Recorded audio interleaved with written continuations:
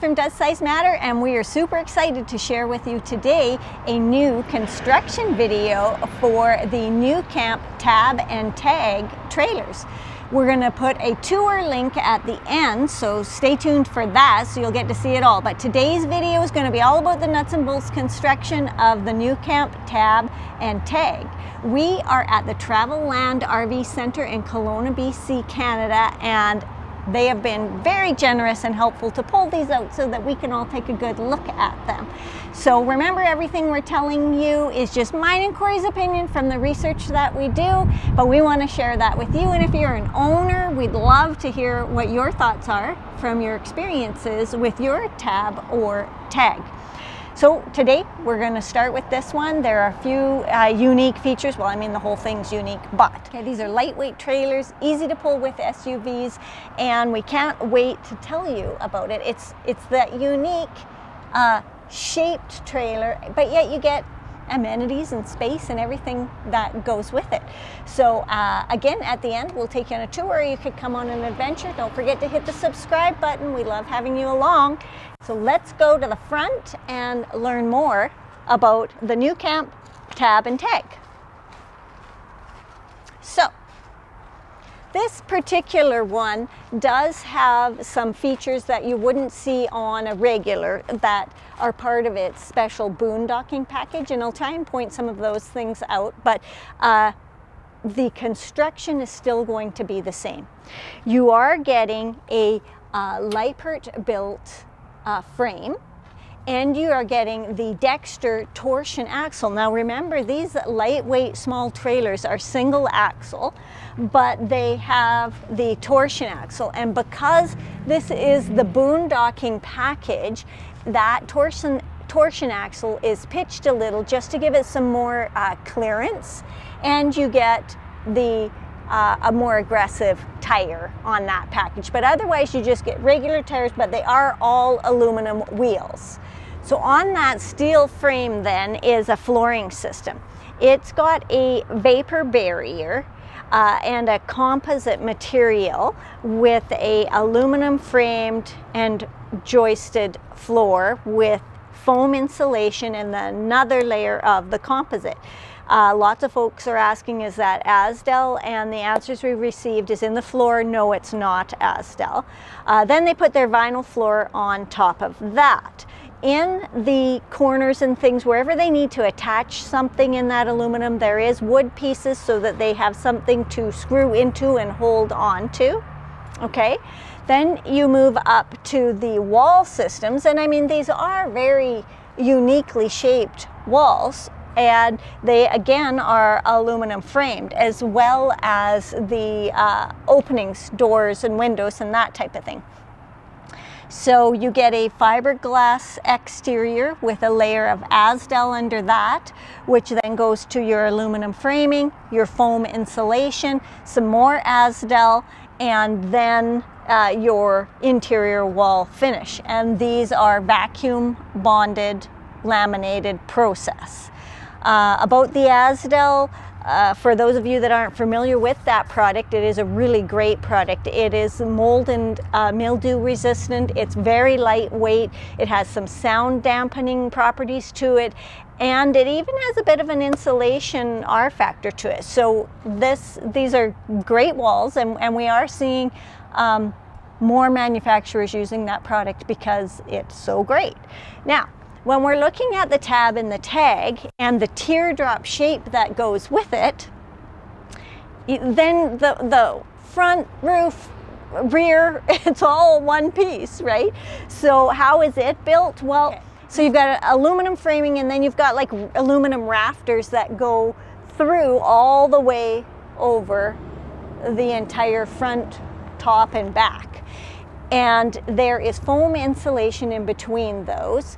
There is another layer of, I'm not sure what the product is actually called, but it has a very teeny layer of foam and a sort of bubbly, thicker layer of foil that are wrapped throughout. It just takes one big sheet of it and goes all the way around. There is also a layer of Luan that follows through that whole space, and then they take a one-piece sheet of aluminum and they pull it right from the bottom down here all the way around to the tip back here, and it's one big piece of aluminum for the roof. Now when you come back here and you take a look at it, you can see that it doesn't look like aluminum.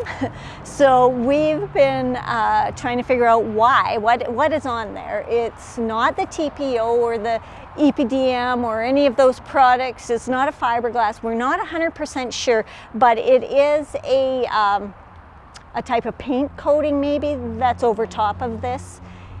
Anything that we can learn more, we will add to this video at the time of editing to give you more information. What we do know is that this is a one-piece aluminum roof. It comes all the way down. It's all sealed in all the corner pieces, and then after everything's done, they add these big extra corner pieces. These are big extra plastic pieces that are added on at the very end of the process. So water should shed fairly good off of this.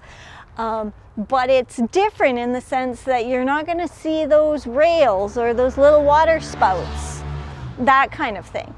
Also, in the tags, there's an outdoor kitchen in the back here, so there's a big door. So that aluminum roof system is going to come just down to that door, and then there's an actual door that's put on. So that's just one difference between the tab and the tag that you'll find. So in my research, as I'm looking through things and I'm wondering, what about this and what about that? I noticed that if you look from the side, the floor actually comes to about here, and then it has this extra piece that's brought up here. So there is a seam under here, but this piece appeared to be made the same as the flooring piece.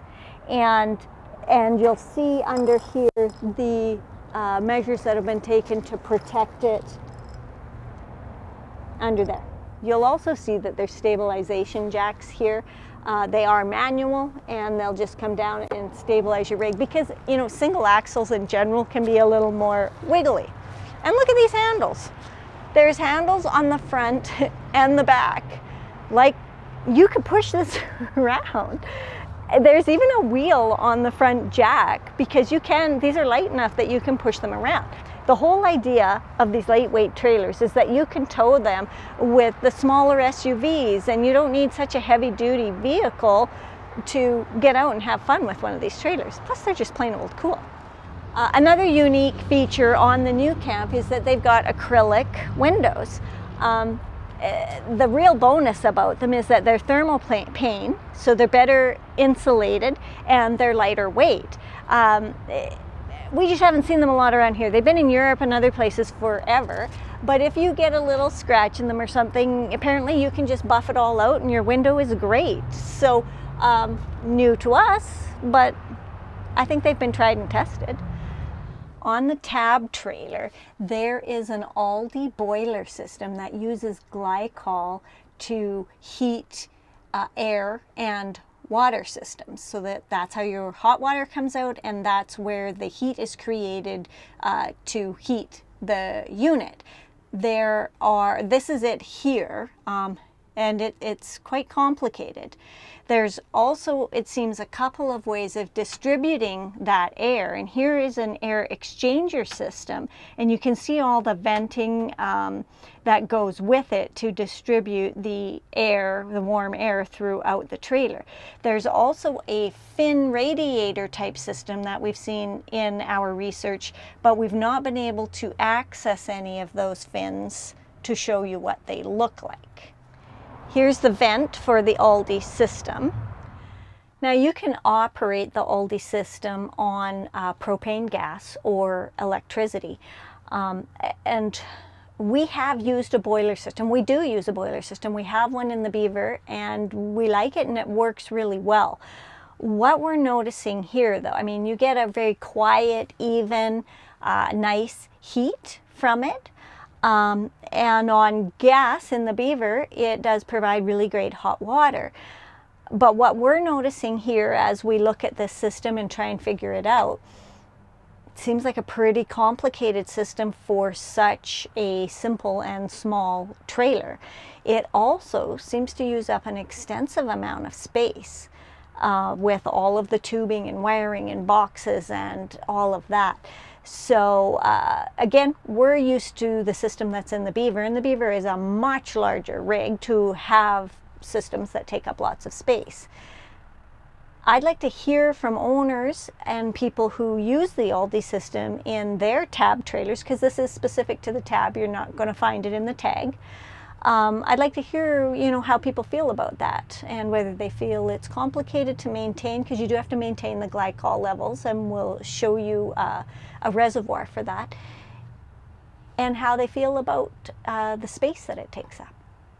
Here in the window frame, you can actually see the little tank back there with the glycol in it for the Alde system, and that would have to be maintained and kept appropriately filled. There are a whole bunch of other features to add and information to share with you, but they're a little more specific to the Tab 320 series or the Tab 400 series or the tag itself. So we're going to share those specific details with you in the individual tour videos when we take you on those. So that's it for the construction video. Hope you've liked it. Hit the subscribe, click on one of these links at the end to come on an adventure or see one of the tours, and we're thrilled that you came along to watch. Thanks.